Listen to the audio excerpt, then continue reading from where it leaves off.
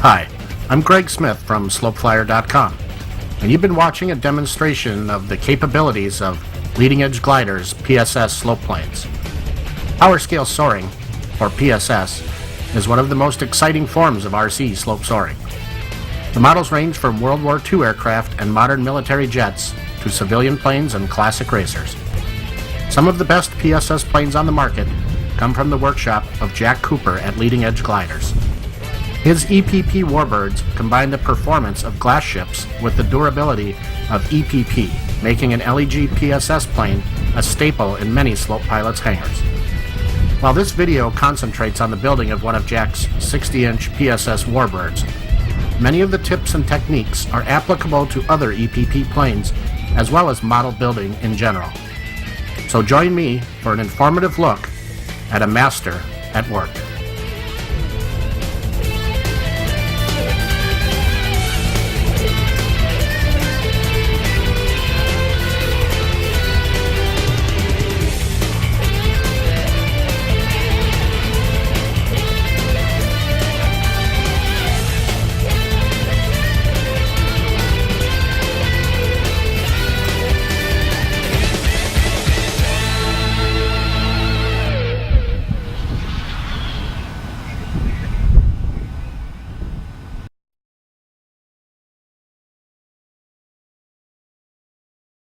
Hi, I'm Jack from Leading Edge Gliders. What we're going to be doing today is going through a standard PSS foaming warbird build. This is going to be showing you the tips and techniques that I use to construct one of my kits. What we're going to be building today is a 60-inch P51D Mustang. The kit, I'm just going to kind of quickly go through everything you're going to get, but just putting out here in front of us, the wings, ailerons, all hardware, fuselage, tail, pre-cut tails, clear canopy. Everything that's going to come in your kit is 100% hardware and items needed to build the plane. All you're going to need are finishing materials and tools. And we're going to be going through everything you're going to need as we go.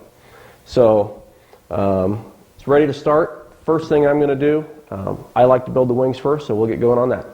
First thing that I like to do is I like to put together a spar. One of the things you'll find in my kits is the spars have a scarf joint cut in them for two reasons. First of all, to establish the correct dihedral, and second of all, scarf joint is probably the strongest joint you're going to get out of two single pieces of wood.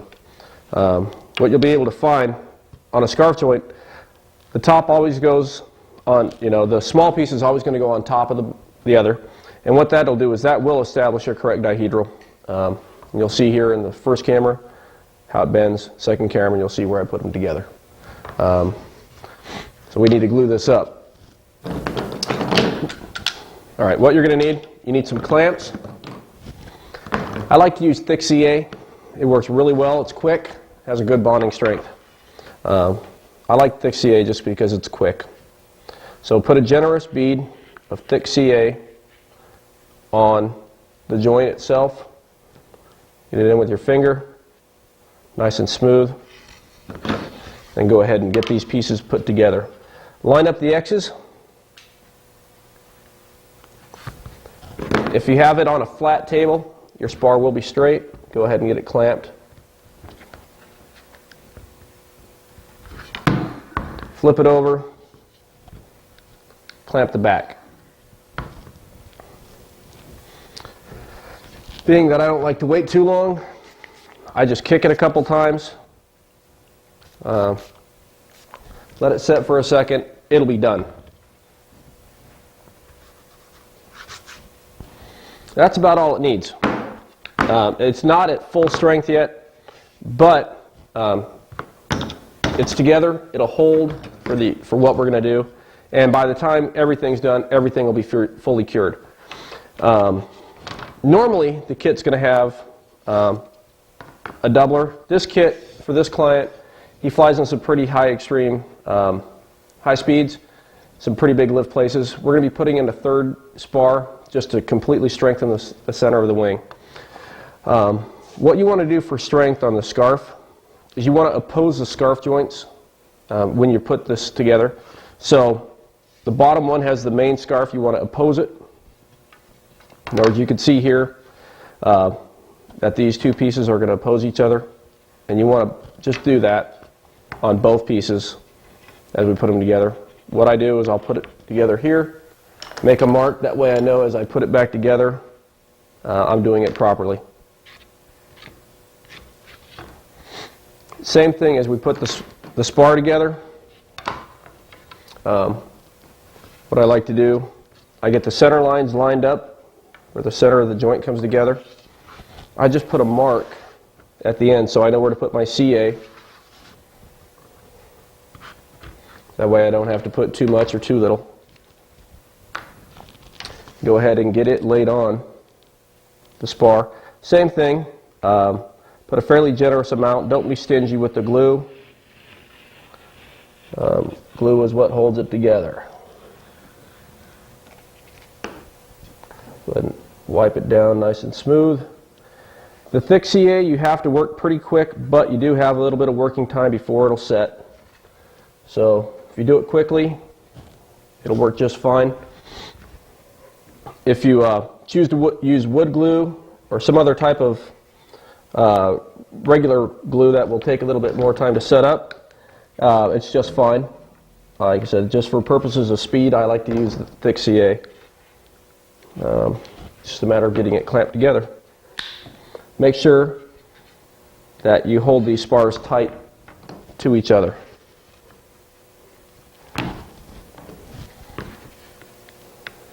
Okay, got the bottom, throw a couple across the top. Make sure that it's tight all the way. You feel with your finger whether or not it's fully lined up. You can adjust it even with the CA a little bit. Make it perfect. So come back and kick it. We'll just give it a second. It'll be ready to go. We'll get the tripler on. And you can feel the CA's taking hold. Same thing on the tripler.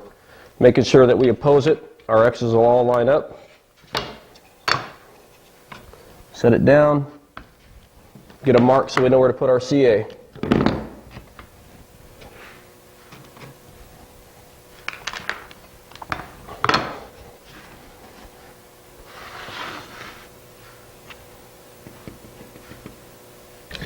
That's it. Spar is built. Obviously, if you're using wood glue, you're going to take a little bit more time to do it. But ultimately, the goal is to get everything put together nice and tight. You see, it's all tight. It's very strong. Next step, we're going to prepare the wing cores to accept the extra spar slots. Okay, now that we've given the spar just a couple minutes to set up, to allow the CA that's inside to cure, we're going to get our cores ready to accept them. Go ahead and open them up. First thing you're going to do is take the spar. It doesn't matter whether you put the long spar or the short doubler to the front of the rear. You know, for weight reasons, I'm going to put the spar to the front part of the wing.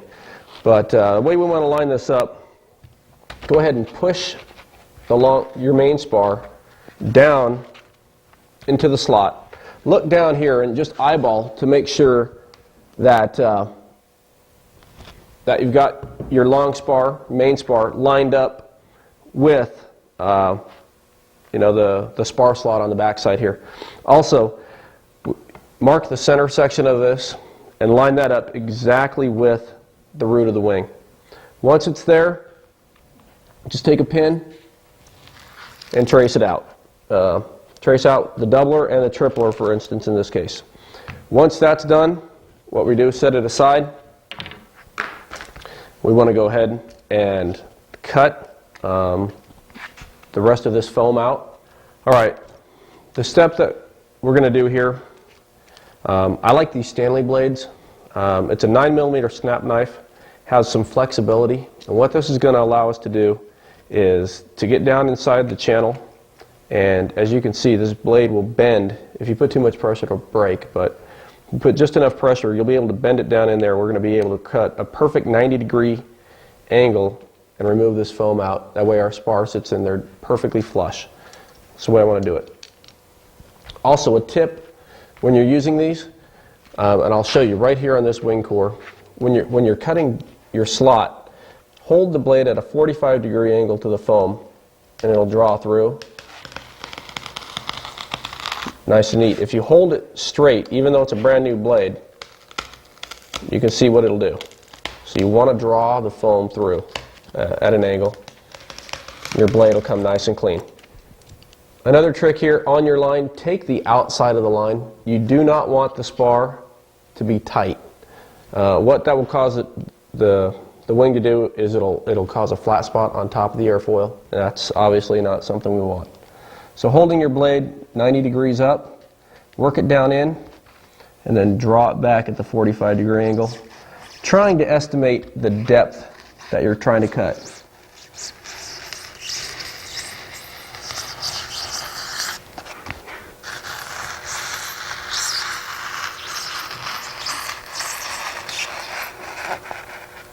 Now, as we do this, if you're a little bit big, it's okay. Like again, just to reiterate, you do not want to be tight. Go ahead and make your cut. Follow the line out. And then at this point, the first step of removing that foam is done. Now comes the point where we're going to take this blade, we're going to set it down inside the spar channel, using it at a 45-degree angle. We're going to draw it back through, bending the blade down. And I'll go ahead and start with the small one. You put it down in, work it in a back and forth motion. As we do this, work it back and forth just till you know you've hit the line that you've cut. Draw it back, take this piece out, and you can see that it's nice and square. And that's key for having the spar go in and sit flush. Work it in, draw it back. Put it down in the channel, work it in, draw it back, same thing. Okay, this side's done. We're going to remove this other side here. Work it down, keeping it flush. Draw it back. Nice and square comes out. And the final piece. At this point, I'm going to show here what you have. In your channel, you should have it nice and flat and square to accept the spar. Doing the other side, just flip your spar around. Drop. You can see here that this is dropped partially in the spar slot. That way I know it's perfectly lined up. Check to make sure that the center spar lines up with the pre-cut spar slot. I know a lot of guys have tried to use soldering irons and other things to remove this, and I've tried a couple different methods, and this by far is the quickest and most efficient way I've been able to find, along with getting the best result. Okay, piece came out. Let's see how it fits. Beautiful. You can see it's not tight, which we're not going to deform the airfoil once it's dropped down in there and glued in place. So at this point, the next step is going to be, due to the fact the P51 has a straked wing and it's cut in 4 panels, we need to go ahead now and we're going to be attaching these 2 panels together and getting them lined up so that way we can go ahead and drop the spar in. On a normal, any other kit, you don't have a straked wing, so this step is only valid on the P51s. Quick and easy way of doing this with a permanent bond is 3M Super 77 multi-purpose adhesive. Probably any spray adhesive will work. One of the great parts about EPP is it's pretty well chemically inert to any spray adhesive out there. You don't need to use the old style 3M spray. Nothing really hurts this. So all you want to do is get a nice even coat on both wing halves here. And you do want to set these aside though for about 10 minutes. So spray the other side.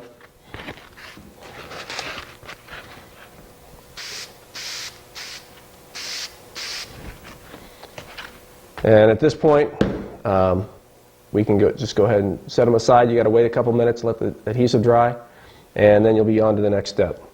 Okay, what we can do while the wing cores are, the wings are drying, so we can join those two panels together, we can go ahead and put together our sub-trailing edge. What you're going to use in the kit, you're going to have the 1/8 by 3/8 piece of basswood or spruce, and you're going to have the 1/4 inch by 3/8 inch balsa. The reason these are put together is for two reasons. First of all, to give some structural rigidity to the trailing edge of the wing.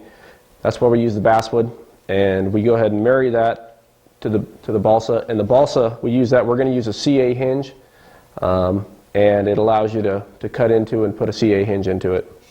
So go ahead and get that done. What I use on this, I use thin CA, and what I do is making sure your work surface is flat.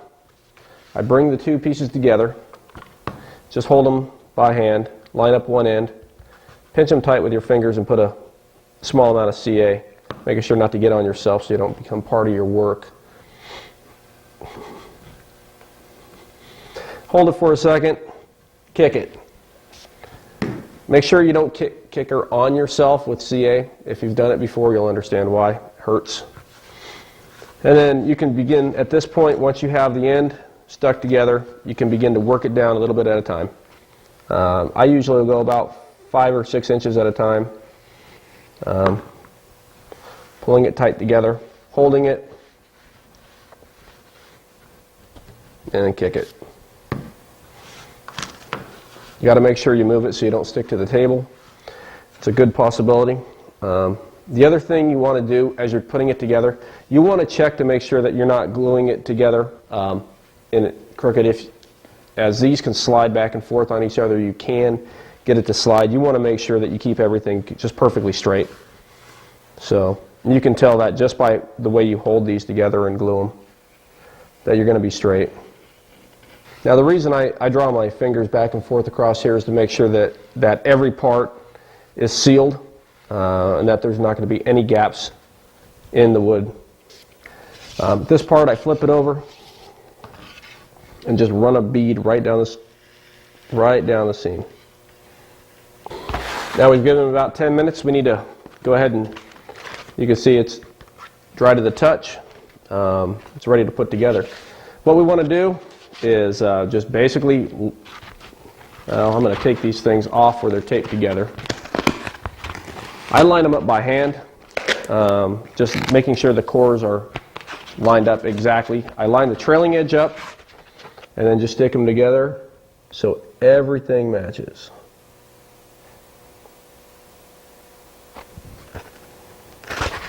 And if all is done right, spar slot all lines up.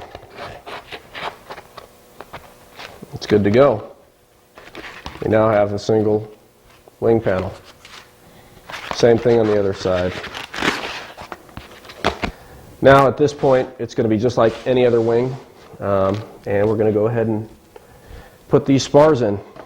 I have my own method of doing it. A lot of guys like to use goop.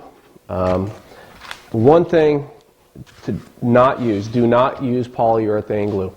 It is completely based on expansion. It's extremely strong. It's easy to work with as far as sanding, but what you're going to happen, to give you an example, on polyurethane glue, you're going to get your spar in your channel, and as that glue expands, it's going to push it out and take your airfoil and do that. I have seen many times where guys use the polyurethane glue and the top of their wing will be flat from 2 inches in all the way to the trailing edge. Will be perfectly flat, and they'll have a nice airfoil shape on the bottom of their wing. It's not really good for flight performance, and at that point you build another wing. So yeah, you can fly them inverted, as Greg was illustrating there, but yeah, it's not really the best thing to do. Two ways of doing it. I'm going to show you the way I prefer to do it, and I prefer to use hot glue, again, because I don't like to sit around and wait for something to be done. You could use goop. Any type of goop will work. Household goop, marine goop. Two different types of hot glue guns that are available. I got 2 of them plugged in here. The one you want to use, obviously they're both hot glue gun, but you want to use one that's specifically a low temperature hot glue gun.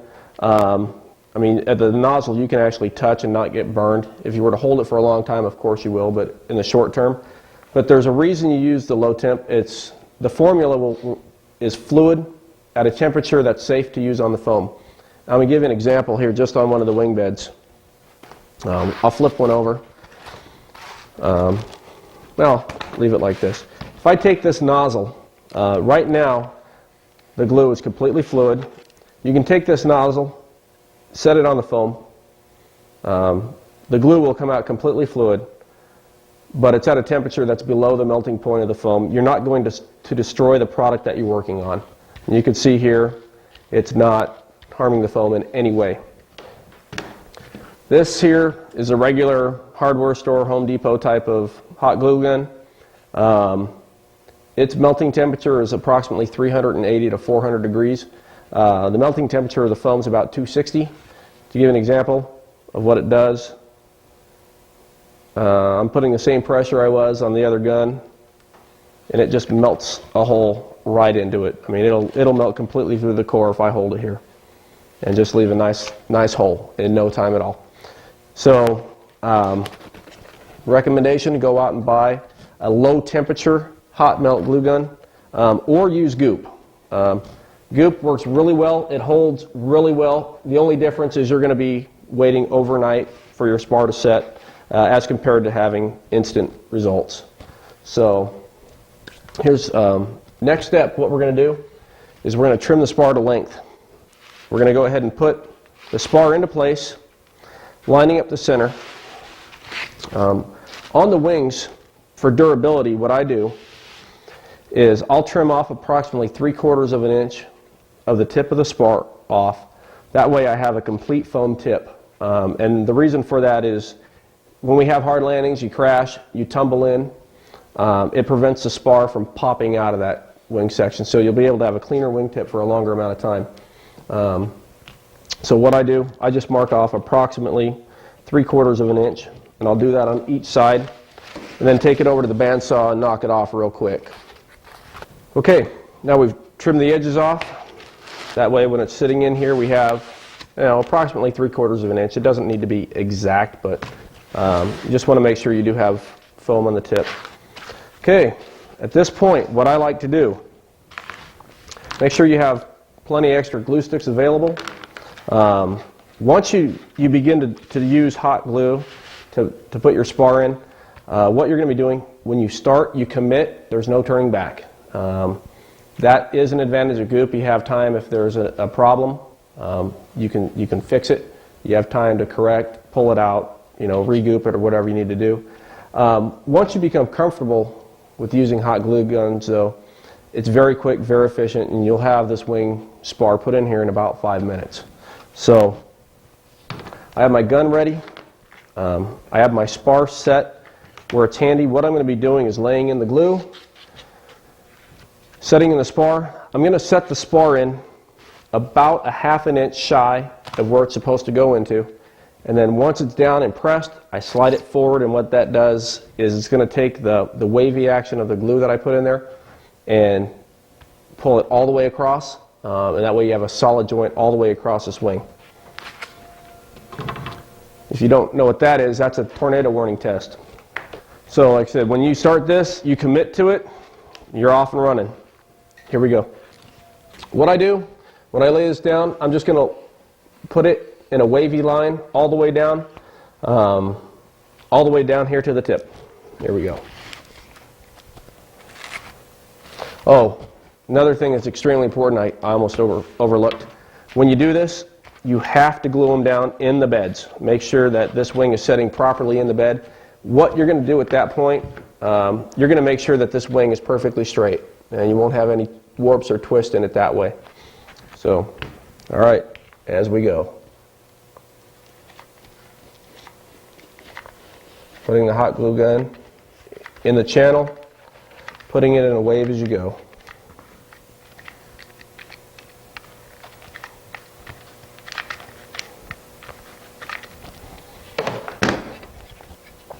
Set the spar in about a ½ inch shy, in, slide it forward, put pressure on it for about 10 seconds. So once we have the pressure on it, we know our glue's starting to set. At this point we can go ahead and finish mounting the spar the rest of the way in here.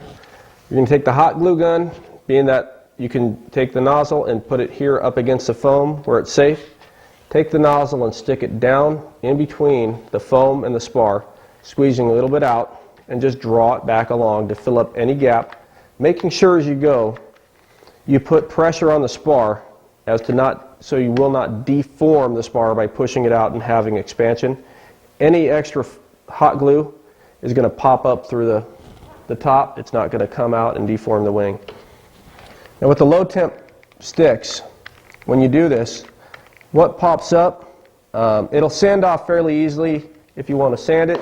If not, as it begins to pop up, you can just take your finger and run it down, and it'll take the excess glue off and it'll rub right off your fingertips. And that's it. This spar is mounted. It's in. Everything will be perfectly straight. As you can see here, the airfoil has got its continual shape. You see here in the back, it's not deforming the airfoil at all. It's nice and round. The bottom, pretty well flat, and that's an RG14 airfoil, is fairly flat on the bottom. So this side is done. On to the next. We'll prep it. Okay, we've got our spar put in one side of the wing. What we need to do, due to the fact of the dihedral angle of the spar, we're going to take this out of the bed real quick. Just take a sanding block, any sanding block will do. Hold it at the edge of your table and just give it a couple swipes back and forth. What you're doing here is just allowing the two wing halves to come together nice and flush. It doesn't need a lot. That's about all it needs right there, and it'll be perfectly ready to go. The only difference between what we did here the first time and this is as we slide this in, we're just going to make sure as we slide it in and put it together, we're not going to put a twist in it. We're going to make sure that these halves come together and everything is just nice and straight. And that's the goal. Put it together so everything lines up. Okay, we've sanded our root down. Now the angles match, so our dihedral will be nice and tight. Again, what we're going to be doing, we're going to be laying in our glue channel, setting this in about a ½ inch shy, pulling it tight. Make sure our wing panels are lined up exactly straight. Put some pressure on the wing. Hold it for about 10 seconds. And it's set. At this point we can take our nozzle, stick it in between our two halves, run a bead of glue down this half here, and a bead of glue down the back of it. Only takes about 10 seconds for this glue to start to set up where it doesn't want to move very well. And you'll be able to hold it. It'll go right where you want it to do. Okay, this panel is pretty well set. We'll come back here, stick the nozzle in the center section, and just run a bead right down the top of the wing here. And we're set. This wing panel is now put together. We're ready to, at this point, go ahead and put the sub-trailing edge on and get ready for that. Okay, now that the wing's glued up, the spar's in, it's at this stage that I take these little strings off the EPP. What works really well is another block of EPP, lightly rubbed over. We'll take the majority of them off. You can then flip it over to the sandpaper side. We'll get quite a few more, and then just end up pulling the rest off with your fingers. We want to make sure at this point we're going to be putting on the trailing edge that it's nice and clean. You don't have to worry about the entire wing. We're going to take care of that in the next step. I don't like to do things over if I don't have to, so I just leave them on until I have to sand everything at once. So you see right here now the trailing edge is nice and clean all the way across. What I use to put my sub-trailing edges on, I like to use 3M Super 7 spray. Again, goop would work well, taped in place. Again, I don't like to wait. I want to get going. So what I do here, I take my sub-trailing edges, I set the wing down, I just roughly line them up where they're supposed to be.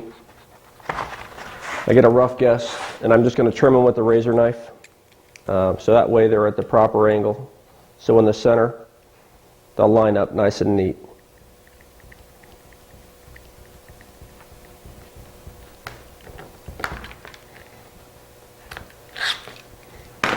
Got that side done. Okay, they're now ready to spray.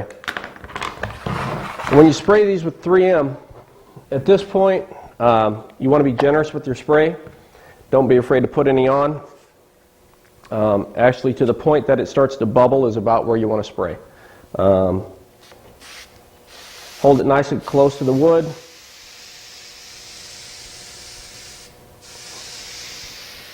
All the way down, set it aside for a couple minutes. You see here, it actually is bubbling up. You can see there's a fairly large amount of glue on there. Again, goop will work just fine. Just taping it on and letting it sit overnight. If you're not in a hurry, you know, it's another good way of doing it. Also do that to the trailing edge itself.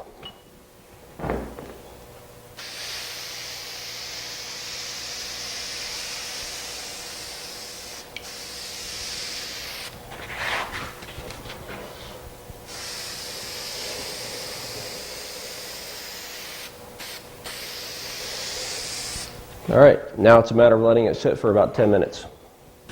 Okay, now these have set about 10 minutes. We're going to go ahead and set them on. Again, this is one of the steps here. As you commit to it, you commit to it. Line it up first time right.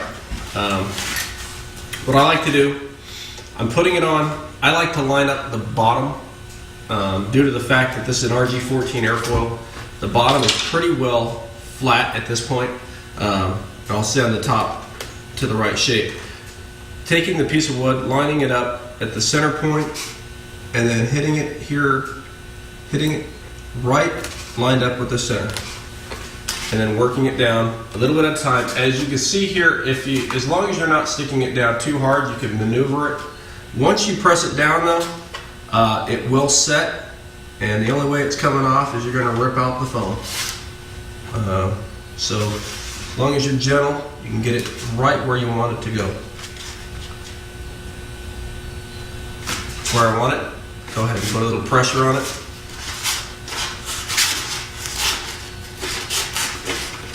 It's set. As you can see, you can pull on it pretty hard. It's not going to come off. Same thing at the other side. Now that we have our sub-trailing edges, what we're going to do is prepare our trailing edge to accept the torque rod. What you want to do, once you have your torque rod and your sub-trailing edges, what I find works well for getting this channeled out and allowing your torque rod to go in nice and flush and quick and easy. Again, using the 9mm snap blade, I use this probably the most during anything as I do. What I'm going to do is I'm just going to take this, using my finger as a guide, I'm going to cut out a V-channel in here, leaving approximately a 1/16 of an inch of the balsa on each edge. And just coming down, like I said, you don't want to do an extremely deep V-channel. I just take it all the way through the foam.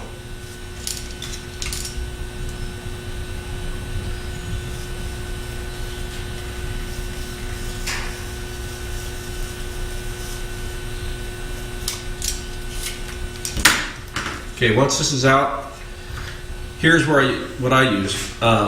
This is just one of the cheap, inexpensive needle files that you can get out of any discount hardware store. The back end with the knurling on it works really well for just sanding this channel out and getting it open to accept the torque rod.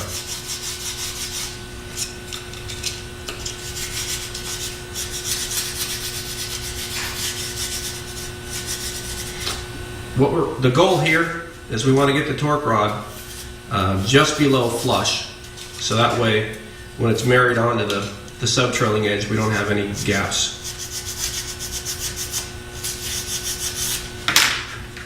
You can see it just by sticking this in here, if it'll, where we're at. If you can then push it in with your fingers and then not see it, you're good. In this case, I need to just go a little bit more on the outside edge. Just a pass or two.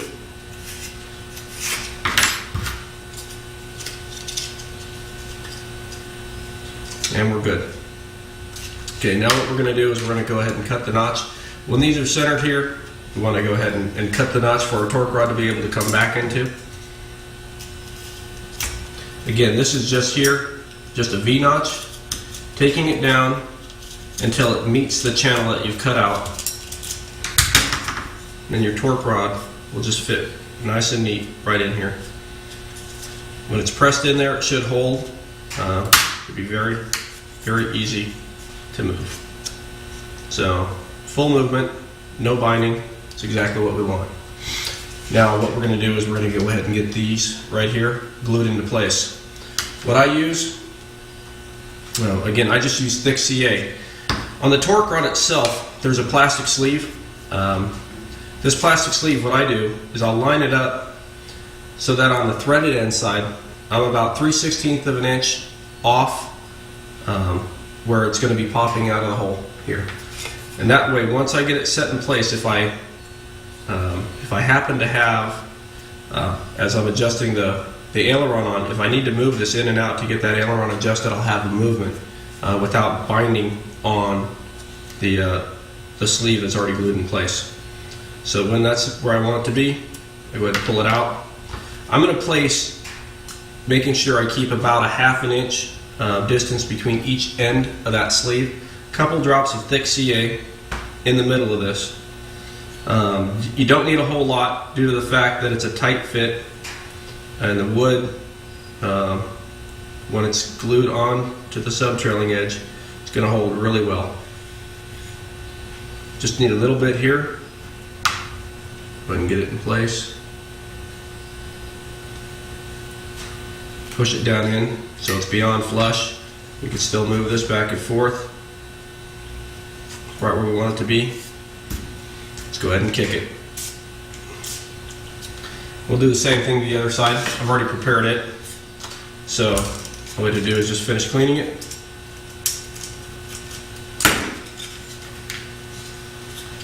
Place the torque rod in, make sure we have that about that 3/16 of an inch. Fits nice and clean.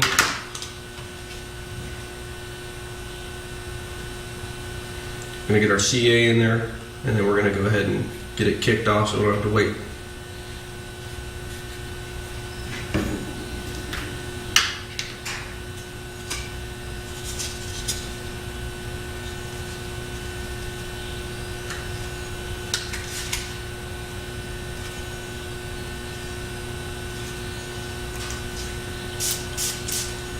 And these are ready to go on the airplane. What I'm going to do here, I'm going to be lining up at the bottom, just like I did here. I want this to be flat. The way I'm going to do that is by leaving it flush here on the table, holding the back end of the wing down. I'll be bringing these up just so they sit just like that. I'm going to use thick CA. What you're going to have here, if you want to or not, it really won't matter if you use thick CA. If you want to go ahead and sand it down just a bit to match. I just use thick CA and fill up the gap. It's just as strong because when it's taped and mounted onto the plane, it'll be a solid structure. So I'll go ahead and do it here. Now that we're ready to glue these on, again, I'm going to use thick CA, keeping in mind the entire time exactly where my sleeve starts and stops. You want to keep the thick CA or any type of CA about probably at least 1/4 of an inch, if not more, away from where the sleeve openings are. And the reason being is any type of bleeding, if you get the CA inside that sleeve, it's an instant bond, throw it away, get another one, start over. So what I'm going to do here is that I leave this just a little bit up from the edge to make sure I'm not going over there. leaving it about a 1/4 inch from the edge here, making sure.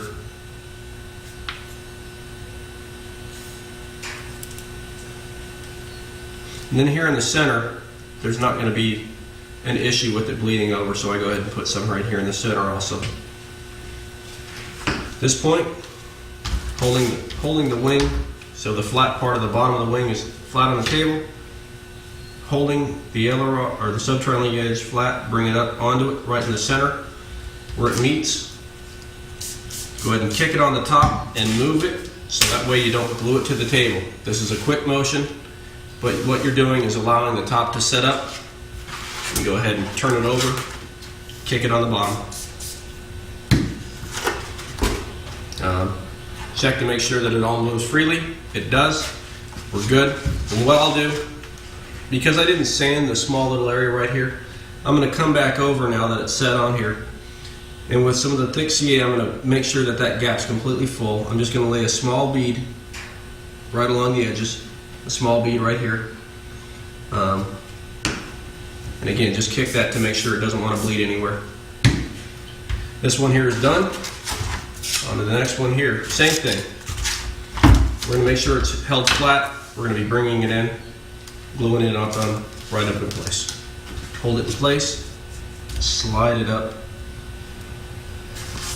Go ahead and kick it immediately and move it. And you can probably hear right there where it wants to just hold for a second. As long as you've got the thick CA and you're only going to allow it to sit on the table for 5 or 6 seconds, you're okay. You can move it. It'll break the bond free. Another way you could go ahead and avoid that is if you were to use wax paper. That would eliminate that. I don't use it just because I've done it a couple times now and I know to move it. Now that I'm done with that, I'll come back here and just redo the center section real good. Kick it down. I like to wipe this down, being that that's going to be on the bottom of the airfoil, and I got to sand it. And then come back on this side here and fill up any of that gap. As it kicks, just make sure it moves nice and free. The wing at this point, what we're going to be doing now is we're going to be moving on to installing the ailerons. The next step, what we're going to do now, we're going to go ahead and get our ailerons mounted onto the wing. We got them right here. First thing that we need to do is we need to go ahead and put a mark on the back side of our trailing edge.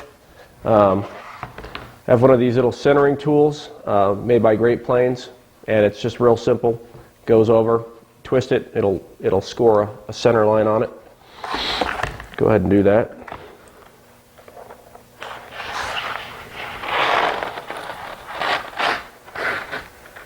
I like to twist it and then come back the other direction also. That way I'm assured if anything is off when I came across the first time, I'll get a nice line the second time.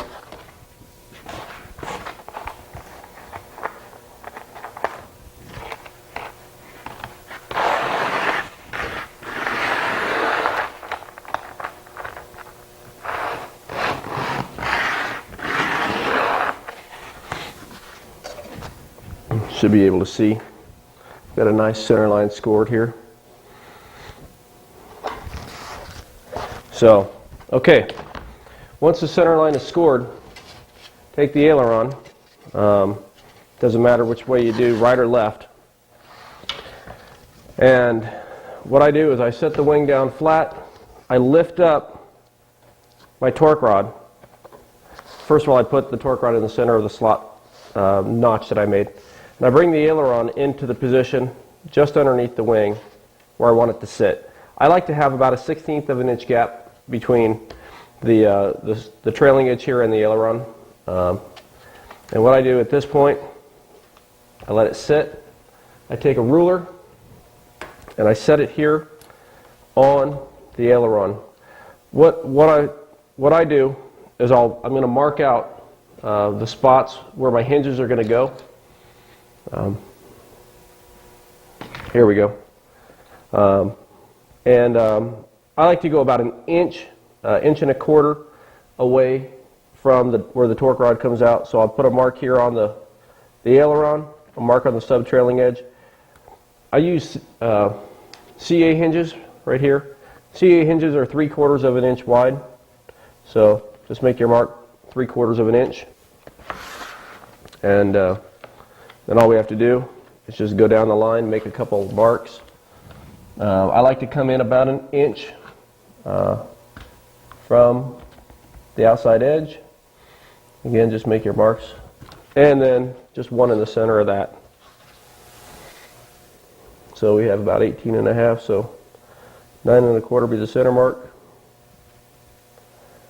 And there we go.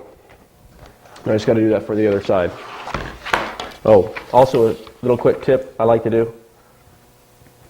I like to write on my aileron once I got it marked, which one's right, and then up. That way I know. No need to mark the other one because you know what this one is already. Okay, now we have our spots for the hinges marked. And at this point, we're going to go ahead and bevel our ailerons. This is, if you want a nice clean 45 bevel on them, that way you're going to be able to have full travel up and down along with the center hinge. So there's two ways of doing it. Some guys will use a block plane, put them down and use a block plane to do it. I personally don't like to do that. I just, again, think it just takes too much time. I just use a block, sanding paper, and just very quickly, with some coarse grit sanding paper, sanding at a 45-degree angle on the aileron is the best thing to do. And once you have it, you can go ahead and go across flat and straight. Go ahead and flip it. Once you have your 45s on, what you do, go ahead and get it set back up here. Now it's time to hinge. What I like to use the Great Plains slot machine. Mechanically, what it'll do is just use the jaws, will come and impose themselves and cut a nice clean slot through the balsa. Don't try to push it through the spruce. Doesn't have a real benefit as far as holding power. What I do here is, again, all I do is I hold the aileron so that way it's just in between my fingers, and I use this, and if it begins to poke through, in other words, if these blades drift as it's coming in, you'll be able to feel it underneath the balsa before it'll actually poke through, and you'll be able to back it off and then go ahead and redo it nice and straight. What I do, again, when I use this machine, I just hold the balsa in between my fingers. Let the machine do the majority of the work. You're going to just press it in till it bottoms out on the case. A tip, what you can do is take your razor knife and then just create a small flat spot right where that's going to go into, and that'll allow the blades to grab into the wood a little easier. I use my finger resting on the side of the blade as a guide to bring it in, so that way it doesn't wobble. You can see it won't cut yourself as long as you're not holding it right on the blades themselves. Once I get it scored, I just check to see that it's dead center, and then once I'm sure it is, I continue to go. And that's it, in and out. Okay, aileron's done. Now it's just a matter of doing the trailing edge. You just go right on the line.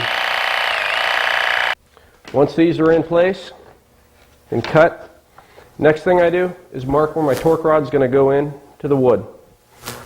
And what I do here, put the aileron where the marks line up, make a mark right here where the torque rod is going to go into the wood, and then hold it above where it's for approximate depth, so I have an idea when I'm drilling the hole. So all I do is just make a couple marks, and then again it's going to have a flat spot right here because we're going to drill that down in with the drill bit. I do this on a drill press.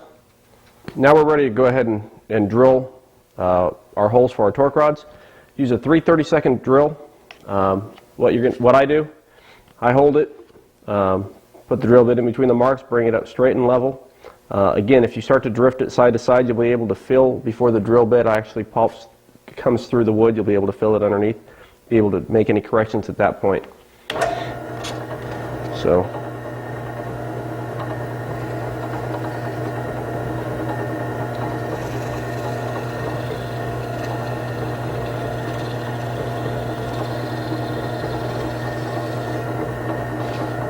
I just use the sawdust on the drill bit to check to see my depth. So I need to go a little farther. And then once I'm there, all I do is I just move it back and forth a couple times to make sure it's opened up. Same thing on the other one. Okay, now we've got our holes drilled. We have our ailerons are hinged. Everything's ready to go ahead and apply these on. Doesn't matter which side you do first. I'm just going to go ahead and do the right side here first. I use a CA hinge. What I do is I take the hinge and I cut them in half. They don't need to be full length, full size, due to the fact that when I cover this plant, I'm going to cover it in Solartex and create a live hinge on both top and bottom with full span with Solartex. So just got to cut 3 of them here in half. And pretty much what the CA hinges are doing is holding the aileron in place until we get it covered. I mean, they do provide some strength, but the majority of the strength is going to come when we do the other thing. When I put the CA hinges in, I like to put them in the aileron first, and then I'm just going to test fit it before I actually epoxy it up and then glue it down in place.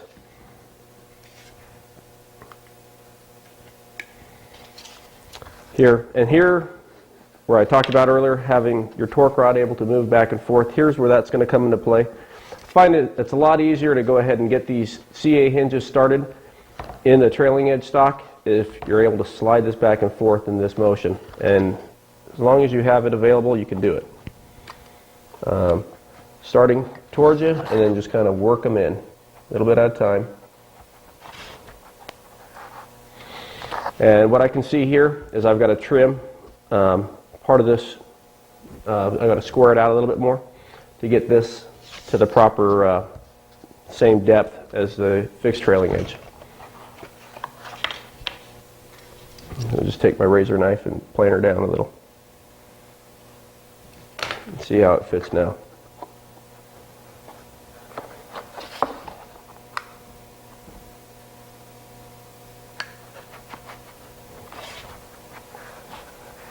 I'm almost there. I can actually see where I've got to go. Go ahead and just take it out.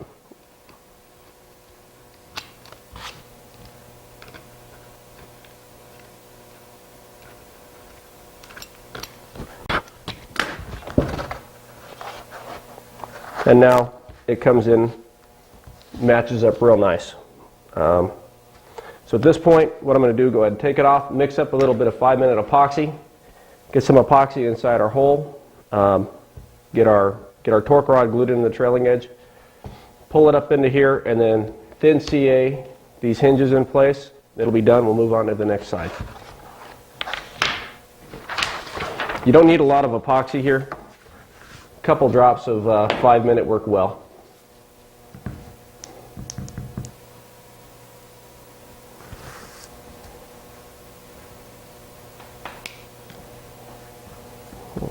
Okay, what I like to do, take some of that epoxy,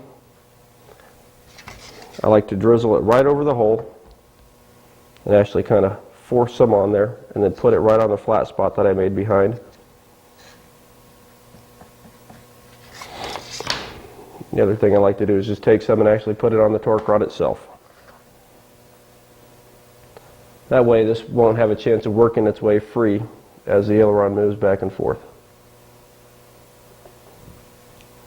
A little bit to the back of the torque rod, avoiding where it's going to go into the sleeve. Just making sure it's nice and clean there. At this point, we're ready to go ahead and slide her in place.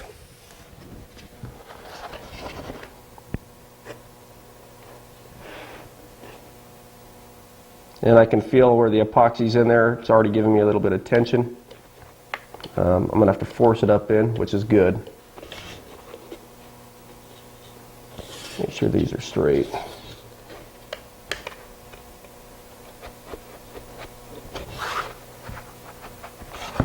and get it slid in there. Now you want about a 1/16 of an inch gap. Excuse me. That way you've got plenty of room for your Solartex to hinge down and touch itself. Also at this point, we're going to move these out so we have our approximate 1/16 of an inch gap in between our fixed trailing edge and our aileron. I can see everything's glued up. Everything's nice. All I want to do here, I like to take my razor knife just as a precaution and run it back in between where this is coming out, just to clean it out, just to make sure nothing in there is touching. Okay, now that we have our 1/16 inch gap all the way down, and about a 1/16 of an inch gap between our trailing edge and our aileron, just about 3 or 4 drops of thin CA on the CA hinge on each side. That'll lock this in place. Once it sets there, go ahead and flip it over. 3 or 4 drops on the bottom side. This one is done and mounted. To the next side. And the basic wing construction is done now. All we're going to have to do is trim the outside tips of the ailerons to the proper shape for a P51, and then we're going to go ahead and sand the unit. You probably have noticed I haven't done any sanding on this wing up until this point, and the reason is there's no use in sanding twice when you're going to do it all once in the end anyway, so you might as well make everything match up. If we were to pre-sand it and then we hinged and had a hinge even a 32nd of an inch off, it's going to show up. We're going to have to do it again, so might as well not waste our time. One thing we can do at this point too is now that the ailerons are hinged, you can see they work, you know, just they'll fall, you know, that means they're very free. I just take these when they're centered, I put a little smash mark on the balsa itself, that way I know exactly where to put a little V-notch, and I put another V-notch on the actual sub-trailing edge. That way I'll be able to get full travel. That's probably close to 70 degrees, which we'll never ever need, up and down.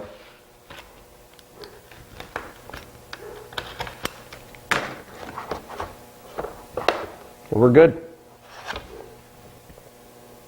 Okay, now got the bandsaw. I'm just going to go ahead and trim up the pieces off the edge of the trailing edge and get this shaped.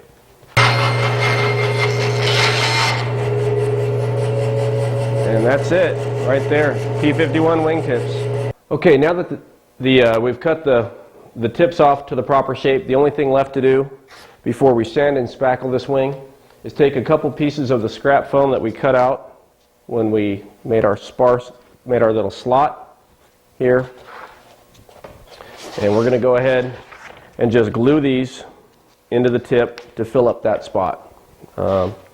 Here, hot glue works just fine. Just need a little bit on the foam, a little bit here and there. I use the nozzle to actually spread it around just a bit and stick it in place. Push it down, leave it, and I'll come back and just trim it with a razor knife. And ready for sanding. Now, when I sand the wing, I think you may have noticed I didn't take every last little bit of the string off. This is the point that I'm going to do that. A lot of times I just use my nail, grab it and pull it off. The sandpaper will take a lot of it off. I try not to go overly aggressive on the top of the wing, especially up here. I don't want to deform the airfoil, and so I try to pull the majority of them off. You want every one of them off ultimately because they will show through on the covering. I don't think it will have any adverse effect on flight performance. It's not going to look as good as you could have made it. So just pull them off.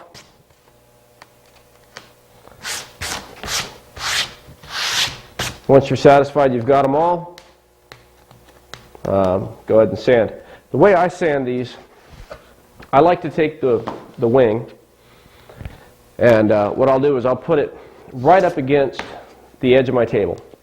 That way I can take my sanding block and I can hold it down over the edge, and because of the bevel of the aileron, I'm not going to put a flat spot up on the wing itself.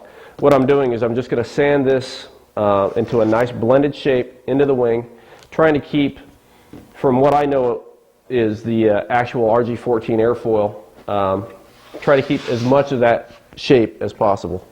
Again, I like to sand in a 45-degree line. I will sand forward a little, but I try to avoid it as much as possible. This here is 80 grit to start with, and then I'll drop down to something with like 120. When I'm doing this, also, I pay just a lot of attention to not get into the foam. This is pretty well trying to just get the high spot off where the trailing edge stock is squared. You know, again, if you're comfortable using a block plane, you know, as long as you're doing it carefully, a block plane would probably do this job just the same. I just personally prefer the sandpaper. When I start getting too much dust and I can't see what's going on, I'm going to go ahead and vacuum it out of there. If you have small gaps, or you can feel any of the ridge still, you're going to want to take some of that off. I like to just eyeball it and see how it is. Sometimes it's right where you want it to be, and you're just in a dimple in the foam. And when we spackle that, the spackle is going to fill that void, and it's going to just be a nice, smooth, continual airfoil. Looking at it down the line this time, I think I need to go a couple more passes, and it'll be right there. At this point, I'm going to go ahead and do the top side of the other, flip it over, do the bottom side the same, cleaning up around the spar, and then I'll begin to work around and show how to round the leading edges. Now that we've got our trailing edges and aileron sanded down, we're going to be moving on to sanding down the spar. But one thing I want to mention, pay special attention when sanding down your trailing edges and your aileron. What you want to do is you're going to want to sand this trailing edge and aileron down to about a 32nd of an inch to reduce drag, make it a little bit more aerodynamic. Being at a 32nd of an inch compared to a 16th of an inch is pretty much what a standard aileron is not going to be any more stronger, any weaker. So onto the aileron, or the main spar we go. What I like to do, I like to set it on the edge of the table to support well. And this is the same basic thing here. It's sanding it down. You're going to get some of this hot glue come up that we didn't wipe down all the way. And sanding this down smooth with the surface of the foam. Now when you're doing the main spar, sanding it down to the surface of the foam, not only are you going to hear, but you'll also feel as you come from just hitting wood down to foam. What it'll do, it'll stop moving from fairly free and easy moving when it's just hitting the wood to be a little grabby on the foam. So you'll know when you're there, and at that point you'll be able to just go ahead and move on. And we're just going to continue this all the way across the wing. Now that we've got our spar sanded down flush with the foam, at this point what we're going to do is I like to round the leading edges off and go ahead and round the tips and get those finished shape. Couple tips on doing this. First of all, I'm using 80 grit sandpaper. You could use 120, might be a little easier. 80 grit works really well. The only thing that you've got to take into consideration when doing this is be very gentle with the foam, and I'm going to get into that more on shaping the fuselage. But at this point, what I like to do is I like to start with just a little bit of the balsa and the aileron, getting it round to begin with. So I have a general shape to start with, and then going down or up, depending if I'm doing the bottom or the top side, I just like to drag the sandpaper over with pretty much just its own weight and pressure to come across and begin to get this foam shape. If you go at it aggressively, what will happen, no matter if you use a lighter grit sandpaper or not, you're going to get your foam to tear. So what you want to do, like I said, again, just going over it. If you're doing the top, going down lightly, and just begin to shape it over a little bit at a time to a nice round shape. If by any chance a cell does pull out, it's not a big deal. We're going to go ahead and spackle it. Just do everything you can to not do it. Also, another tip as we're doing this, as you go ahead and get everything rounded off, at this point, go ahead and just take your sandpaper and just lightly go over the entire wing, basically just putting a scuff on it. What that'll do is it's going to get this ready to take the spackle that's going to be coming. Be very careful not to remove any of the cells. We don't want to deform the airfoil. We just want to scuff it. Okay, at this point, we've got the leading edges rounded over. Just another quick note on the leading edge. Make sure you round the leading edge to a nice, round shape. Anytime you're going to put a point, you're not going to gain speed. What you're going to do is you're going to make the plane pitch sensitive. You're not true to the airfoil. The airfoil is round. Go ahead and make it round. Plus, it's easier to cover that way. But, okay, now this wing at this point is going to be ready to spackle. With one difference, this wing has been requested by the customer to have a removable wing. So I'm going to go ahead and go through the point and show you guys how we do a removable wing. And it's pretty basic. A few more steps, we'll be done and ready to spackle this one though. Okay, what I do when I make a removable wing, I flip it upside down, and I'm going to use just a small piece of 1/8 inch plywood, 1 inch by about 2 inches, and I'm going to draw an outline. I'm going to embed this right here in the front of the wing. And what I'm going to do after I embed it, I'm going to go ahead and lay a strip of glass and epoxy across the center section here about 4 inches. And that's serving two purposes. It's going to lock this plate in place, but it also is going to be going over the balsa trailing edge, and that's going to allow me to go ahead and drill through the center there and have a hard point for the mounting bolt to rest up against there as well as here. Okay, let's go ahead and get this started. Now I'm going to bring this so we could see. I'm going to bring this right up to the edge of the foam on the P51.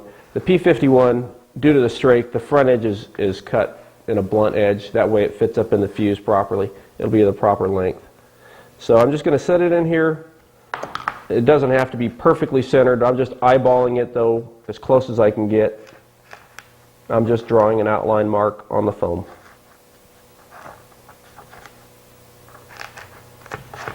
Now that I've got my outline mark, I'm going to take my razor knife. In a similar fashion as to what I did mounting the wing spars, I'm just going to take it, holding it at a 45-degree angle.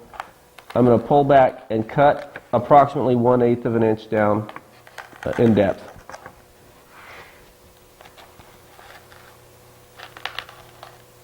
And in the same fashion, taking this up where it's bendable and coming in and just begin to slice it out carefully. Not going too deep. I'd rather go a little shallow at first and then adjust it down with small steps instead of going in too deep the first time. I'm going to go ahead and set the plate in just to see how close I am. And I can see I've got to go down just a little bit more. Now, to me, that's looking pretty flat and pretty close. Set it in here, and it is now flush. The only thing that's not quite flush is where this is going to sit right at the bottom of the fuse. I'm going to go ahead and sand this off after it's glued in place and bring it flush to the rest of the wing. At this point, we're ready to glue. We now have the plate. It's fitted. Time to glue it in. I'm going to go ahead and use the low temperature hot glue. And as you can see, the nozzle's at full temperature. It doesn't burn the foam. Be generous. Again, you could use goop. I would, stay away from Gorilla Glue or any other type of polyurethane glue just because of the expansion issue. You don't want to put any warps in the wing at all. So here we go. Like I said, be generous with it. And it's a good thing to squish it out. You can always sand it off or rub off the extra. You can't put anything more underneath.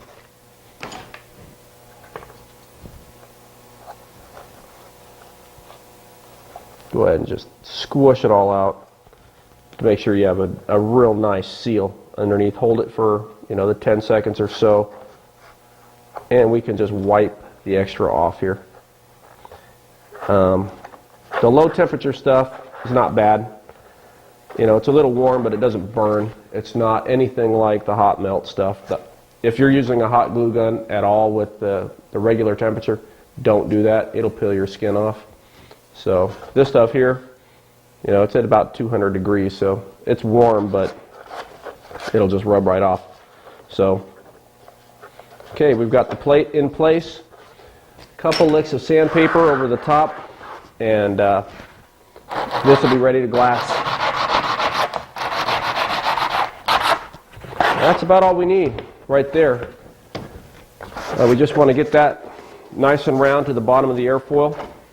At this point, I like to mix my epoxy in Dixie cups or some other type of small plastic cup. The reason, because I can throw it away real easy. Got a couple pieces of fiberglass. If you were to order a removable ink kit from me, you're going to have the plate and the fiberglass in the kit. Obviously you're going to supply the epoxy. 30-minute epoxy, finishing resin are probably what most guys are going to end up using. I use 5-minute epoxy because I've done it a few times. I'm usually really quick with it. Plus, again, I don't like to wait when I'm doing these. I want to have this done, and I want to get out and go fly and move on to the next airplane. So what I do is I pretty well just roughly center this piece of glass and get it about where it's going to be sitting. Take my pen, make a couple marks so I know where to lay my epoxy down. What I like to do, I'm going to mix up enough epoxy to first brush it down onto the foam, into the balsa trailing edge area and everything, and just get a layer of epoxy here. Get the glass down on it, and then I'm going to take it, I want to have some more in there to get it up on top, and then go ahead and use an epoxy brush and get it brushed out onto it, and then it'll pretty well self-level. As long as we can do that in about 2 minutes, it's still fluid, gravity will take effect, it'll make it nice and smooth. Then when we spackle it, it'll be perfectly smooth. Here's a tip when you're doing epoxy. I like to use a digital scale. Put the Dixie cup on and go ahead and turn it on, and it'll calibrate it with the scale on. And that way, I'll take it from ounces to grams. And when I'm doing a large amount, more than just a couple small dabs at a time, I'll just squeeze out my epoxy until I'm about half of what I want, and whatever that measurement is, just when I'm doing the other half of the epoxy, take it to double that number. That way you've got a proper mixture, and your epoxy's not going to cure and be soft and never get to the stage you want it to be. So right now I'm at 20 grams total. I'm about a quarter of the cup, or approaching a quarter of the cup. And I'm going to take it up to 25 grams. There we go. It just clicked to 25. Put the other half of my resin in there. Take it up to 50 grams. This is probably the most exciting part. This is actually so much more fun. I'm even considering just forgoing ever flying an airplane again just to mix epoxy, because it's exciting. Now, when you work with this much epoxy, I like to have a pretty solid stir stick. I've just got an extra piece of trailing edge stock here of the spruce. You want to mix it up pretty thoroughly. And then from this point that we've mixed it, everything is a commitment. It's don't slow down. Now, if you're using 30-minute epoxy, you're going to have a little bit more time to work with it. Just depends on the speed you want to go. And I can tell by the color I'm where I want to be. I'm going to get just about a little bit over half onto the foam. I just use this to quickly spread it around. get it generally where I want it to go, and I'm going to finish it up with the brush here.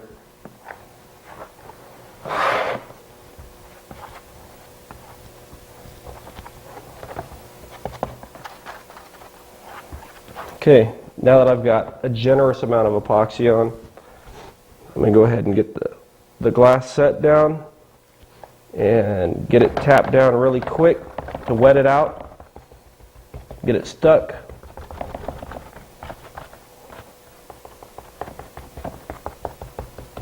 And get the rest of the epoxy on before it starts to kick.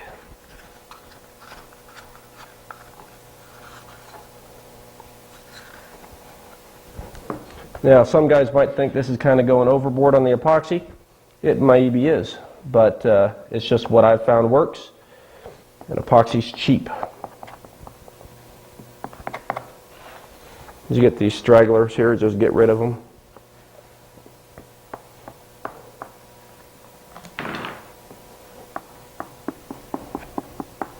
Okay, it's pretty well on there. I'm just going to finish tapping it out. Now, it's just a matter of working it with the brush, work the little air bubbles out, and getting it smooth. What I'm going to do, because I'm going to be laying glass on the top side, I'm just going to be beginning to roll it over the edge here, and I'm just going to let gravity take it down. Before it fully cures, I'm going to trim it with any pair of scissors, and then it'll be ready to have the glass from the top laid over and overlap it. Now, at this point, it's pretty well a hands-off thing. A couple final, movements of the brush. Let gravity do its thing. Let it begin to just let the epoxy go fluid. It'll smooth it out. And like I said, we're going to be spackling this wing anyways, so the ridge between the glass line here and the actual foam, we're going to be putting the spackle down. It's going to blend nicely together. We're going to get just a perfectly smooth wing here. Where a couple of these drips went out here, I'm just going to smooth them out. We let this set about 5 minutes. It's warm, it's kicked. It's not fully cured yet, but it's to the point where we can cut it nice and clean, and it's not going to move on us at all. I should also mention, when working with epoxy, you need to have it at a warmer temperature. If you're trying to work with epoxy in a room that's 50 degrees, it's probably not going to be fluid enough to, well, first of all, ever come out of the bottle, and second of all, it won't want to cure. You need to be somewhere probably above 65 degrees. 70 or 80 degrees is probably ideal. You'll be able to cure, and it'll kick in the time that it's supposed to. It won't take days, or even weeks, or not curing at all. So, okay, get this. I'm just going to use the same razor knife I've been using, and I pull the glass tight and just begin to cut it right against the foam.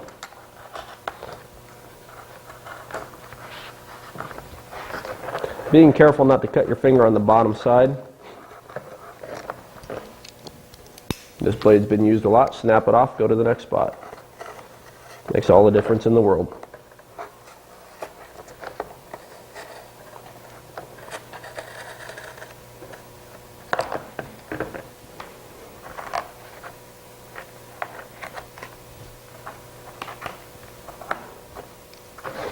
Okay, so we got it trimmed up here in the front now. Carefully in the back. We don't want to affect the trailing edge at all. But use the trailing edge obviously as your guide. Draw the knife through at a 45-degree angle, and you'll get a nice clean cut. Now we've got this trimmed up. Going to go ahead and flip it. We're going to duplicate what's up on, or duplicate on top what we've done on the bottom, with one exception. We're going to cut a small square around where the torque rods go to allow them to go. Some guys will want to cut two small individual circles, lay it over, and that's fine. I just personally just cut a small little square. That'll lay over, and you know, I just make sure I don't get any epoxy again in the spots we want these to be just perfectly free. So what I kind of do, I lay the glass on top, again looking to make sure it's pretty close to center, and by the nature of glass, I just kind of give it a little wiggle. It'll leave a couple small marks right where the torque rods are. Using a sharp razor knife, or if you would prefer, probably a sharp pair of scissors, I'm just going to cut, let's see here, I'm going to go ahead and cut out this rectangle, pressing down hard on the glass to make sure that it won't want to separate on me. I just cut a nice clean rectangle. And then just trim up any pieces of glass that didn't want to come through. Just go ahead and test fit and make sure it's big enough, which it is. And we're going to go ahead and take our pin, mark the basic outline, make sure we're centered so you can see where to lay your epoxy. And at this point, we're going to follow the exact same steps we did on the bottom. The only thing, we're going to make sure we don't put any epoxy in this square, which just kind of put a small mark here. And in this area, we're going to make sure it's completely open.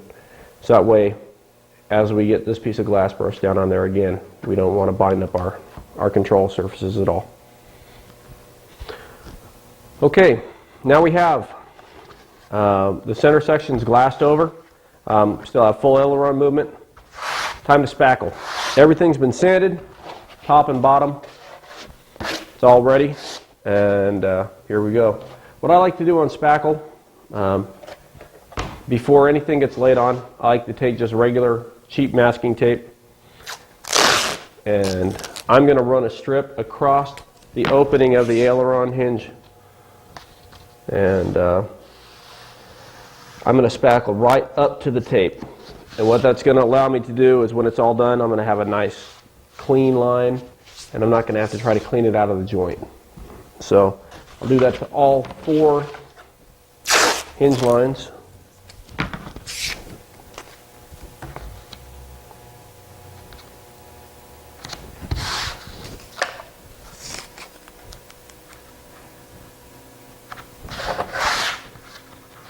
Okay, it's time to put the spackle on. Now, we don't use it just any type of spackle.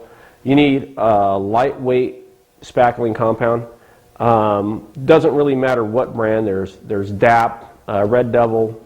Custom Building Products is just what I get because it's readily available at my home improvement store. I buy it here in the gallon size, but you can buy it in smaller sizes. The main thing is it's lightweight, and this stuff, when it dries out, for whatever reason, the chemical compound in it, it'll remain flexible, and it doesn't like to crack. Even when it's on a semi-flexible surface like the EPP, it'll remain intact. Also, just so you know, the spackle should look and feel kind of like a thick whipped cream. Almost no weight to it, but it goes in. There's a couple different ways of laying it down on the wing. My preferred way is a little messy, and I do it for a reason though. I just grab it with my hand and force it in.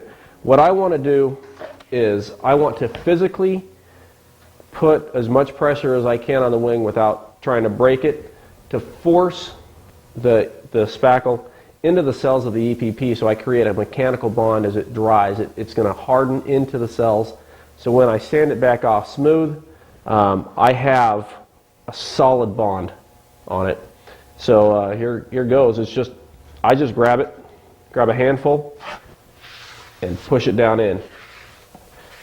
And you see, I try to work it in right up to the tape. Try not to get any back onto your ailerons. It really doesn't need to be there. You've already sanded them smooth. On the glass, go ahead and put some over on top of that too. You'll notice as you rub this in, it might appear to release a little bit of moisture on it, and that's fine. EPP is cured It's done wet anyways, so it's got water on it all the time when it's being made. Once I have it on there, what I do is exactly this. I spread it around.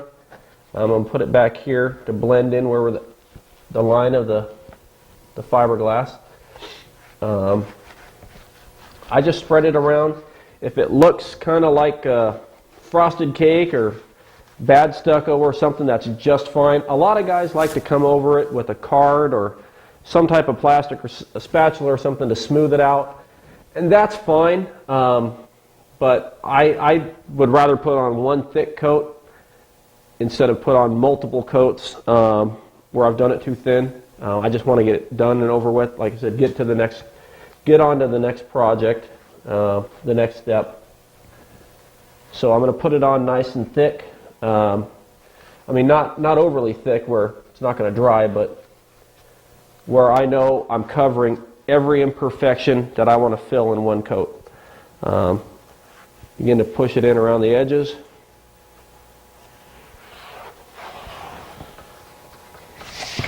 Over to the next side.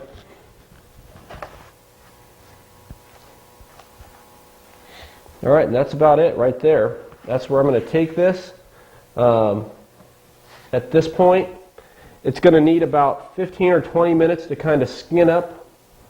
Once it has a skin built up, at that point I can flip it over safely without pulling it off or just leaving it smeared on the top of the table.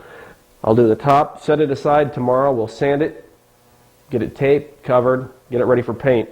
It'll go fairly quickly from this point. It'll only take a couple minutes to sand it down. This stuff sands very easily with light grit paper. We're not going to hit it with anything heavy, maybe 120 and finish it off lightly with 220. And it should just be a one-time thing. It'll come out pretty well perfect like this. It'll look, when we're done, it's going to look like glass. Now that we're done with the wing, the next step I like to go on to is shaping the fuselage. In the past, I used to put profile templates in with the kits. Found that the majority of people didn't like them, didn't use them. So I stopped doing that, began to offer pre-shaped kits. So any of these kits that are from me are available pre-shaped, and that's on the website. I can do it for you.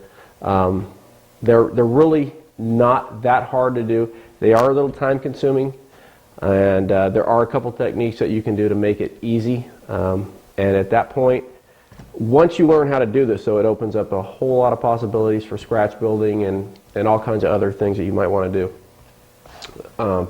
This is what I do, this being a 60-inch P51. What I find to be the most helpful for me in shaping is seeing something that's three-dimensional. I'm making a three-dimensional object. I want to see something three-dimensional. I start off with just a 3-view of a P51.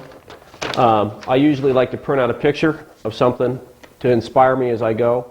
You know, this is here, the Valhalla. I may or may not do this color scheme, but I want to do that as I go. So I'm going to just have this here handy to look at as I shape.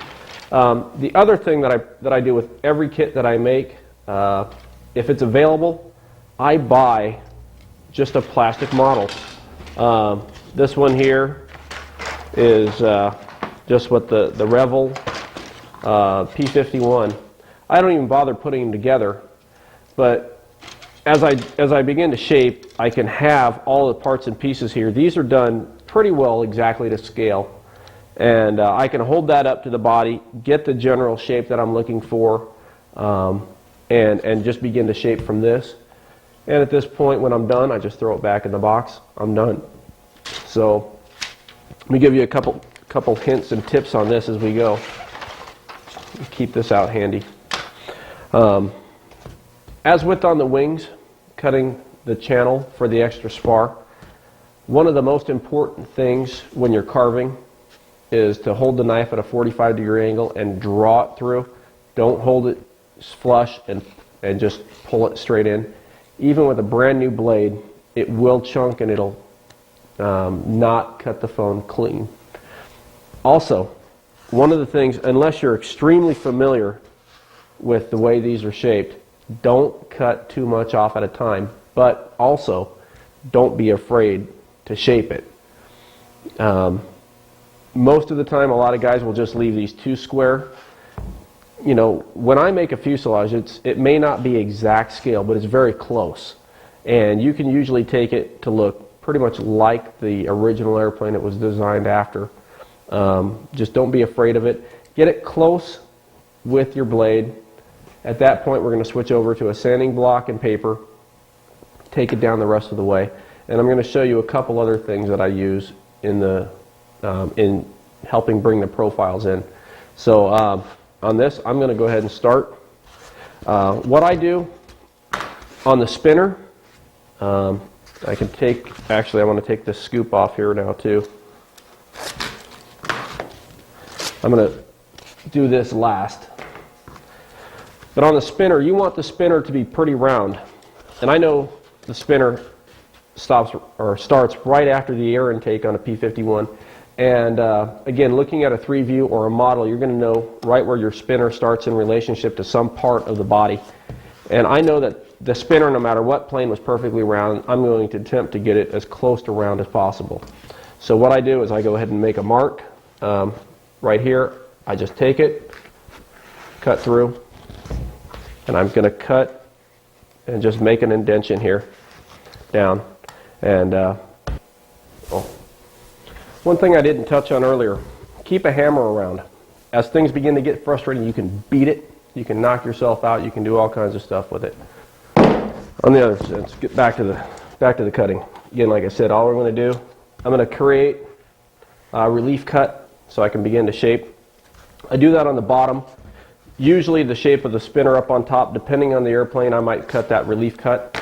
The P-51 has a slight indentation where the engine cowling comes down to meet the nose cone. I'm not going to put a relief cut on there because I'm going to bring that in with the sandpaper. So I like to cut, like I said, I cut a little bit at a time. I don't want to cut too much, but I'm not afraid to do it either. If you just work it, I mean, the thing is, this is EPP. If we do make a mistake, if we cut too much, we can either glue it back in or we are going to fill it back in with spackle. I mean, there's a lot of opportunity here to fix a mistake if it does happen. Ultimately, you don't want to try to do it, but if it happens, it's not the end of the world. So just begin to work it. And we just want to, as we're roughing it right now, all we want to do is get it close. Again, like on this nose here, what I did, and I don't know if you can see exactly, but I know that the shape of the P-51 goes from a slight, it's nearly square on the side with a very slight angle, and then it transitions over to round. So as I began to drag the knife, I began to twist it over to the 45 degrees because I want to bring this down into round.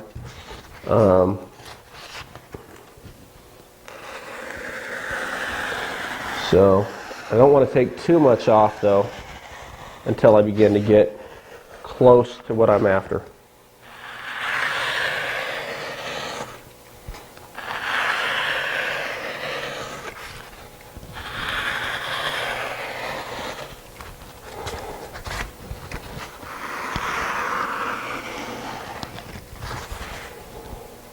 I always like to just eye it down to see where I'm at. Periodically, what I'm going to do, I'm also going to check it with the model and look at the 3-view just to see how I'm doing. I'm going to do the same thing to the other side.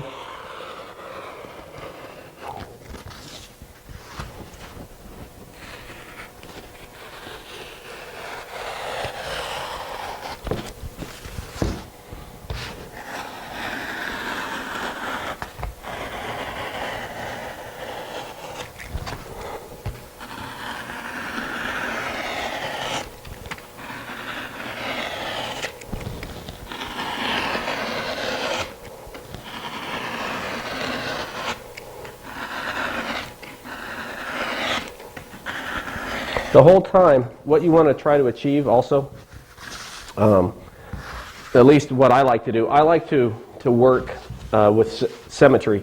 In other words, some guys will try to shape one side and then match it to the other. If that works for you, it's great. For me, it doesn't work as well. What I like to do is just one side, to the next and work it as I go. That way, for me at least, I get a better feel, I guess is one way of saying it, for the model as I'm doing it. I begin to know when I take too much off or something like that. It becomes very obvious when something's going on.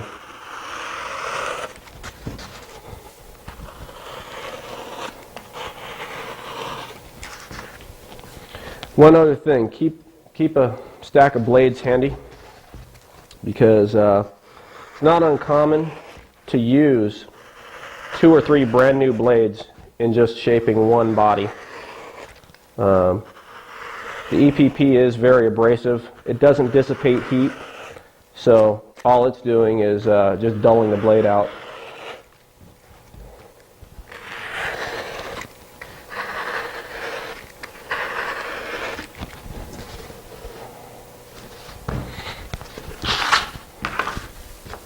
Okay, as this is starting to get close here, I'm going to get, as it goes, I'm going to check with the model. I just happen to know this little piece here shows the way the scoop is. The scoop on the bottom was kind of oval, but about 2/3 overall width of the nose cone. So again, I'm just going to go with that. So I'm just going to start to take it into that, and it has kind of a smile face on it for this plane, just to show off here, to give a quick little view what it's like.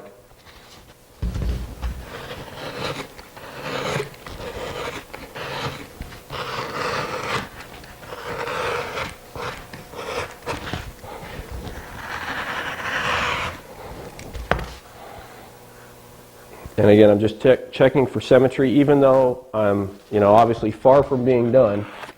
I like to keep it as close to even as possible as I go.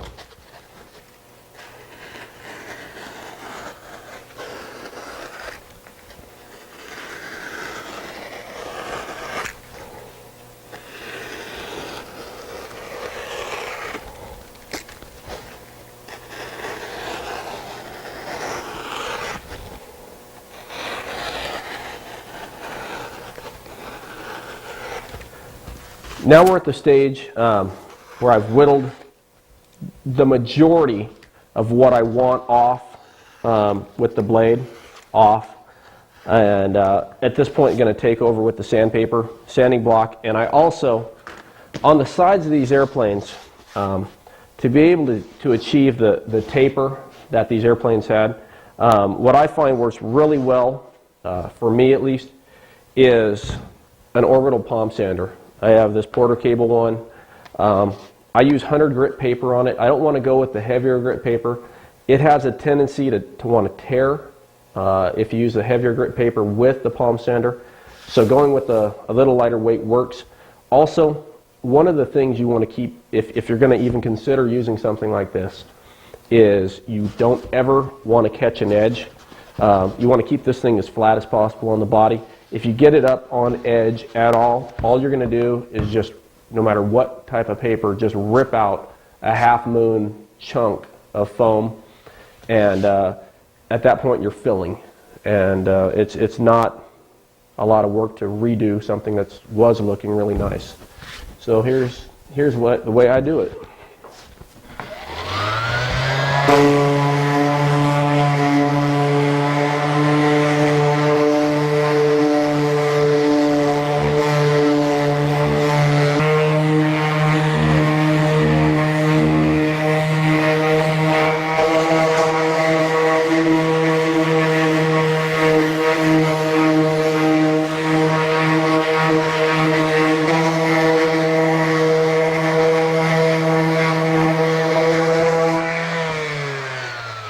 As you can see, just even in that short amount of time, I began to bring the taper in, even though the P-51 had just a very gentle taper. Other planes like the ME-109 and some other ones have quite an extreme taper up from the wing all the way up to the canopy.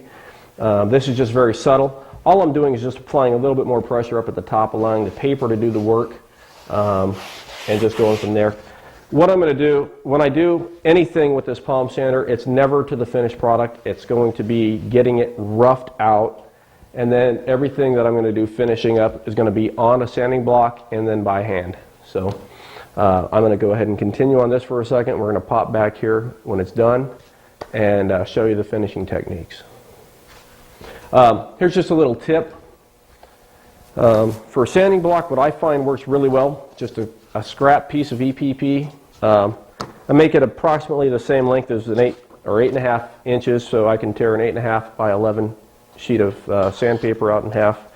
I like to leave one edge square and then put a half or quarter round angle on the other side.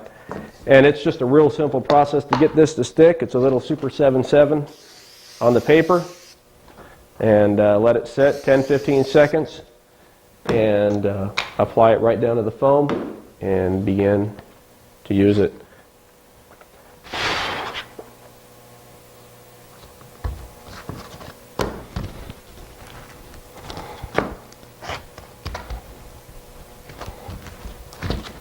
Instant sanding block.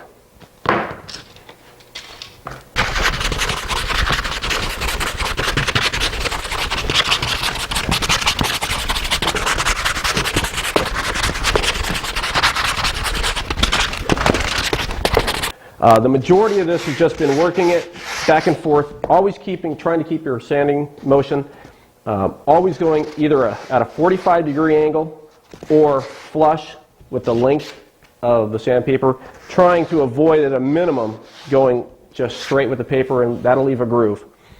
So again, I'm just going to kind of go over the way I do it, keeping everything at a 45-degree angle. Working it as I go. We're going to get down from here. We're going to finish it up by hand here in a second. But it's beginning to take all the shape that we're after.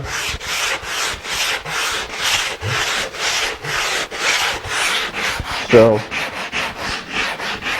it's coming very close. Again, checking for symmetry the entire time. You can see that I'm just a little high here on the engine cowl. A lot of times when there's something not exactly square or symmetrical, it doesn't take a whole lot of sanding to get it to look just right. Sometimes it's just a matter of a few quick and easy passes, and it'll come into play. Okay, now I'm going to show you how I finish up by hand. What I do is I just have a piece of 100 grit here. I like to fold over the edges. And the reason I do that is just because of the way I've become accustomed to holding it. When I hold the paper in my hand, I like to hold it between my thumb and forefinger, I guess, and my pinky and ring finger, and I just create a little pocket here, and that allows, with my fingers, I can form to the shape that I'm after and allow the paper tension to then give myself a real nice curve. The reason I fold these over, one time I was going at it pretty vigorously and just had the rough edge of the paper, and it slipped and came across the inside of my pinky and cut it down real bad. It was a red piece of foam. I try to avoid that now, and just that works very well. One tip that I want to be able to give you is on getting your spinner round. I find that using 100 grit paper, again holding it the way I like to hold it, I bring it in onto the foam where I've got it wrapped, and I don't try to put a lot of pressure. What I'm going to try to do is create a half round circle with the foam and allow it to be stiff by just pulling pressure on it and holding it so it's consistently touching the palm of my hand. And I use it and I just work it very gently back and forth. I don't try to put a lot of pressure on. I want the paper to do the work and just hit the high points until I begin to get that spinner round. Once the spinner becomes round, at this point I work it around the entire fuse, and as it becomes round, you're going to be able to put more pressure on all the way down, and then you'll be able to then form this down into a smaller cone and work the rest of the spinner down. Again, referring to any drawings or pictures you have to get the correct shape. But this one here, we've already worked it. We've got the spinner nearly perfectly round. Probably the only way of doing it would be to cut it off, chuck it up in on a drill press and actually spin it. But then I don't like to cut it off and re-glue it back on. To me, that's not an option. I'm going to go ahead and make it as round as I can on the plane and go from there. You can see on the spinner here, everything's gentle. When you're sanding, let the paper do the work for you. Don't put too much pressure on it. The paper will cut the foam. It's not that bad. One of the things, same thing with the paper. I try to move everything in a 45-degree angle. I never try to go straight in line with the fuse because that's going to give me lines on the fuse. So everything's trying to keep it a round, symmetrical angle. Up here on the spinner, I can see I had a small little line there. We'll go ahead and just try to work that off. And you can see here, the basic shape of the fuse now is done. All I have to do now is finish bringing in the bottom scoop. I left this off just because I kind of hit it a couple times to get a general idea of shaping it. But what I want to do is I like to take this and actually hold it up in place where it's going to sit on the body. And I like to take my pin and just kind of put a really quick line on the edge of this foam. And that way I've got a mark of where I want to cut it at. I'm going to begin to shape this down, and I'm going to shape it to match. Now the P51 was a little bit more square right at the bottom of the scoop and then flattened out at the front. I don't make the scoop perfectly scale for the simple fact we're flying slope planes. They're landing on their bellies in rough terrain. If we were to make the scoop a lot closer to scale, it'd be ripped off after a flight or two. So let's make it look good and make it very functional for what we're after. As we do this, I just want to keep checking it for fit to get close. And then we'll just be finishing it up with the sanding block.